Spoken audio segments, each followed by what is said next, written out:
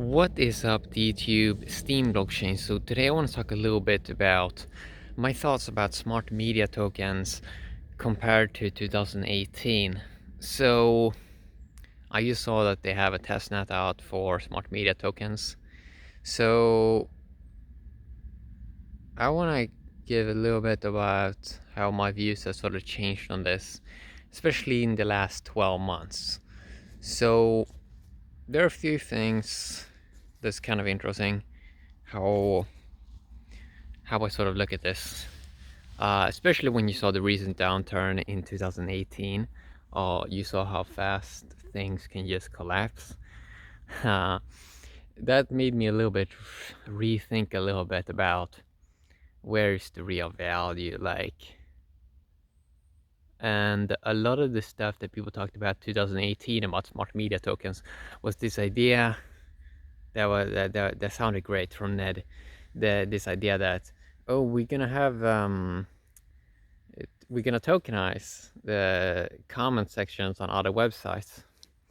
And I thought when I heard about it, I think it was those videos were dropped from Ned, I think in late 2017, and it sounded great. I did love the vision, and I love the idea about tokenize comment sections. But 2018, and then we also got Steam Press, and just observing people's behavior on the Steam blockchain, how many people that did leave, and seeing a lot of projects leave, and you see that most people are not really that dedicated.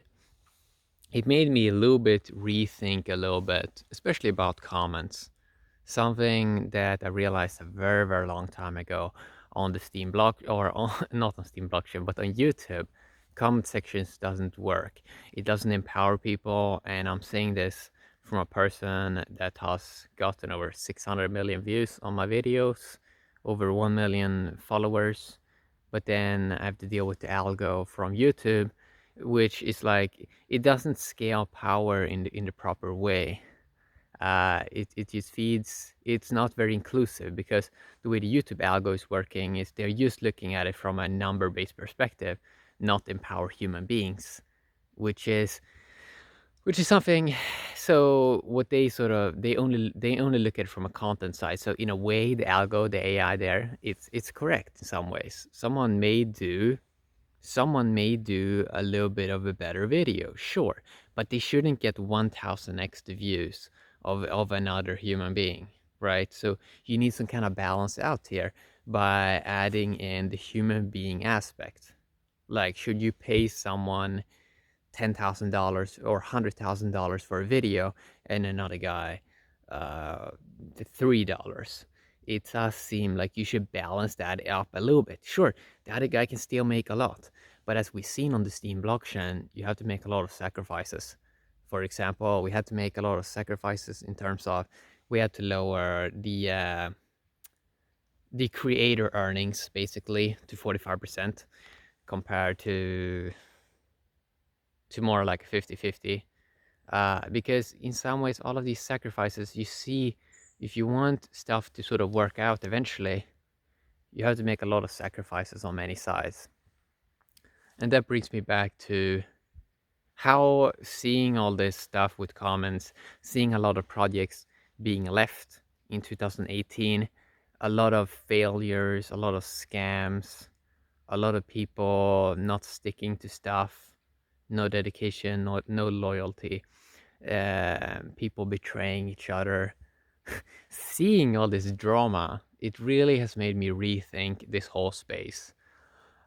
So the big part about it is, first I thought, okay, maybe YouTube in 2018. So at first I thought, okay, YouTube comments did not work on YouTube.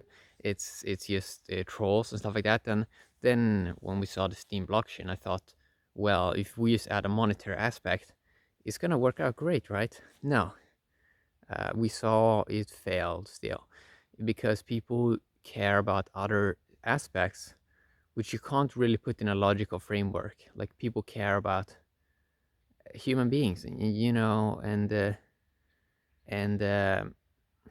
it's not just about the money, right?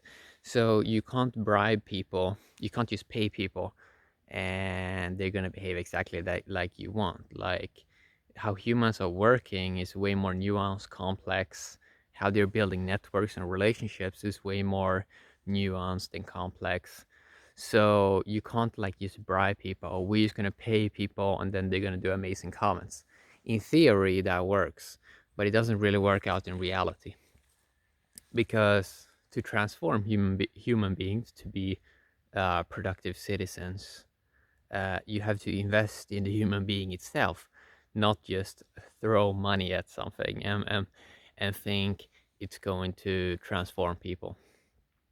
So, so a lot of smart media tokens focus, which of course is going to be focused on a lot of stuff, but I want to mainly focus on this idea of comment sections on other websites, and and if we can't even get comments to work great on the Steam blockchain, why would it magically work if we release some smart media tokens? Get people to create even more tokens, but I mean, we can create limitless tokens, but if you're not really investing in really building up human beings, then what's the point? Like we can throw so many tokens at people, but if it's a hole, like if a bucket keeps leaking, it's like what's the point of it?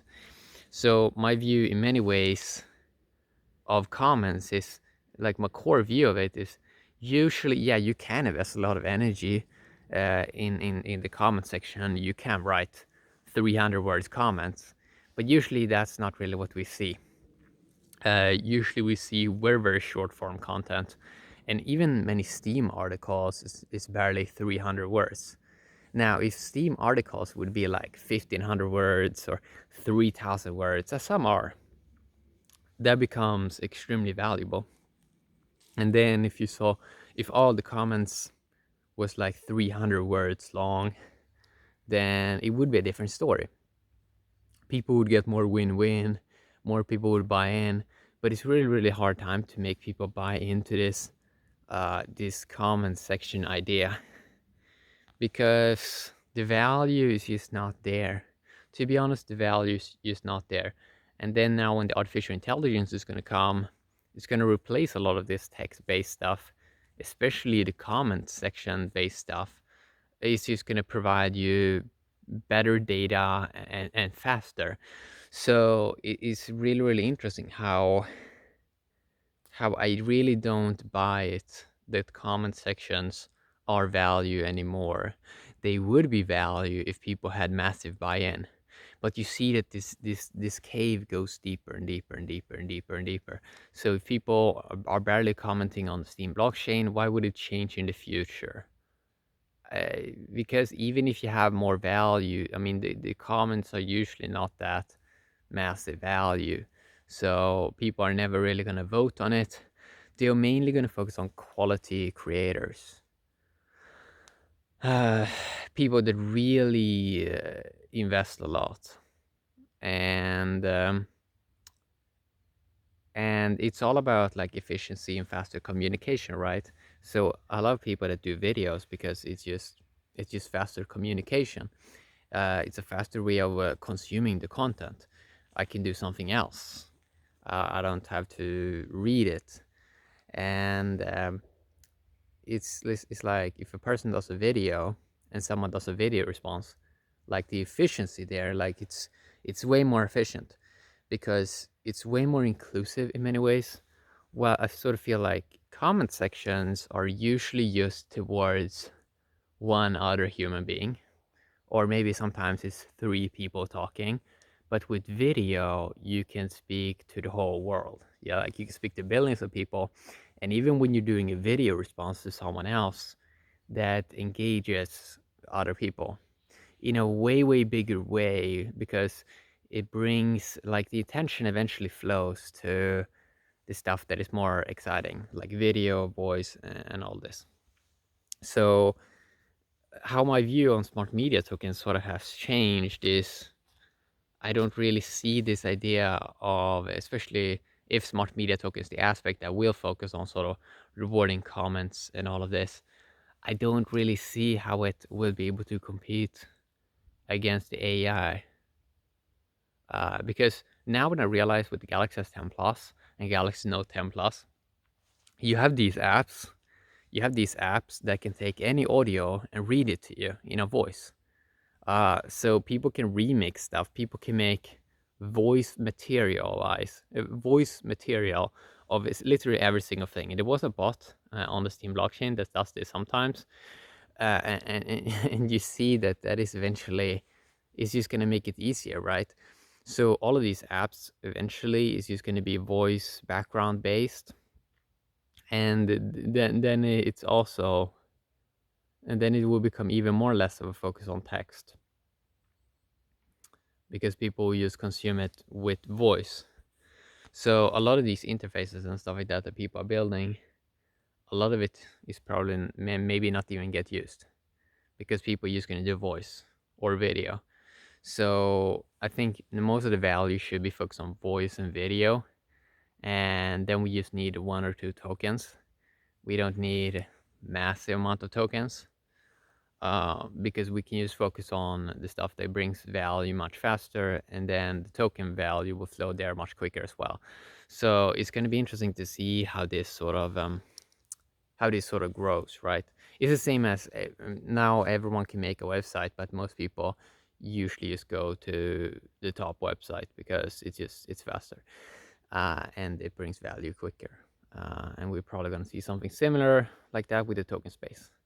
Yeah, have a great day, DTube and Steam blockchain.